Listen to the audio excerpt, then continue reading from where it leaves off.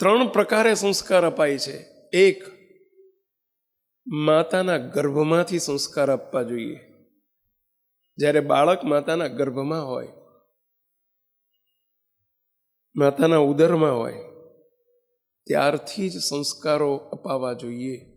જો હેપી પરિવાર જોતો હોય તો બહુ જ મહત્વનો મુદ્દો છે, આપણે ડિટેલથી થોડું જોઈએ છીએ. બીજું, વાણીથી સંસ્કાર અપાય છે. અને ત્રીજું, વર્તનથી સંસ્કાર અપાય છે. સંસ્કાર કોઈ એવી ચીજ નથી, ભાખરી રોટલી આમ હાથથી આપી શકાય. બાળકોને ભાખરી રોટલી આપવી હોય કે વસ્તુ આપવી હોય ને તો હાથથી આપી શકાય. દૂધ આપવું એટલે બેટા એમ કે ગ્લાસ ભરીને દૂધ આપી શકાય. સંસ્કાર કંઈ કોઈ ગ્લાસમાં કંઈ ભરાતા નથી.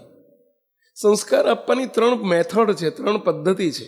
એમાંની એક, માતાના ઉદરમાંથી સંસ્કાર આપવા એ શ્રેષ્ઠ છે.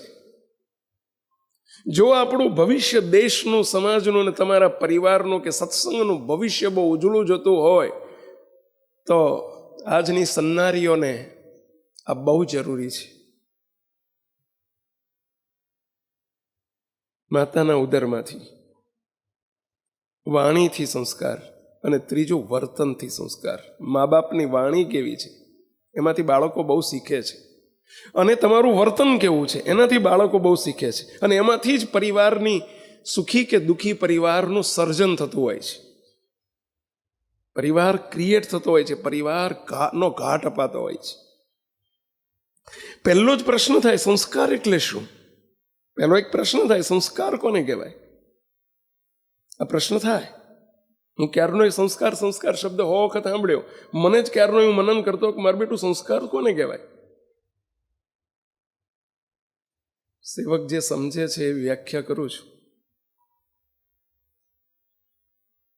કોઈ શિલ્પી હોય ને, પથ્થરમાંથી કોતરીને, ઝીણી ઝીણી કોતરણી કરીને કે પથ્થરમાંથી સુંદર મજાની મૂર્તિ બનાવે ને, એ પથ્થર ઉપર કરેલો એનો સંસ્કાર છે, પથ્થર ઉપર આપેલો સંસ્કાર છે.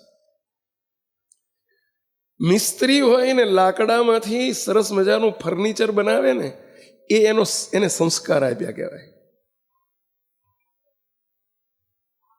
તમે લોટમાંથી સરસ મજાની આઈટમ બનાવો ને, લોટ ઉપર સંસ્કાર આપ્યો કહેવાય.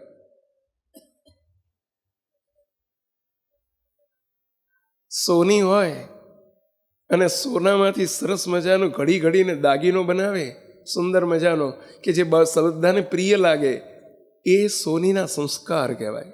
એ દાગીના ઉપર સંસ્કાર રેડ્યા કહેવાય. ઘડતર, બીજા શબ્દોમાં કહેવાય ઘડતર. આપના ત્યાં જન્મેલું બાળક એ પણ એક પથ્થર જેવું છે, અણઘડ છે. એને ઘડવાની જવાબદારી માતા પિતાની છે. આજના માતા પિતા સમજતા નથી. તમે બાળકને જન્મ તો આપી દીધો એટલે તમે માતા પિતા તો કહેવાશો, જનેતા તો કહેવાશો, પરંતુ હવે પછીની જવાબદારી કેટલી મોટી થઈ ગઈ તમારી ખબર છે તમને? જન્મ તો ગલુડિયાને, પેલે કૂતરી ગલુડિયાને જન્મ આપે છે, એ માં જ કહેવાય છે. જન્મ આપવો એટલે વાલી થઈ ગયા. વાલીનો રોલ, પેરેન્ટ્સનો રોલ કેવી રીતે ભજવવો જોઈએ, બહુ મહત્વનો મુદ્દો છે. વ્યવહારિક બાબત છે આ. ઘણી વસ્તુ તમને એમ થાય કે સ્વામી તમને કેવી રીતે ખબર પડવાની આ બધી, અમારો વ્યવહારિક મુદ્દો તમે કેવી રીતે ચલાવી શકશો?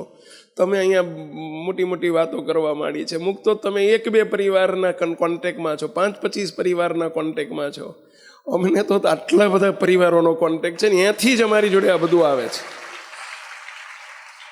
અમે હેપી પરિવારને પણ જોયા છે અને અનહેપી પરિવારને પણ જોયા છે, ને એમાંથી નીકળેલું તારણ આવે છે. આ વાત બધી આવે છે ને તારણની છે, વાંચેલી વાતો નથી. આ તારણ રૂપ વાતો છે, અનુભવની વાતો છે બધી, અને એ અમે તમારી આગળ શેર કરીએ છીએ.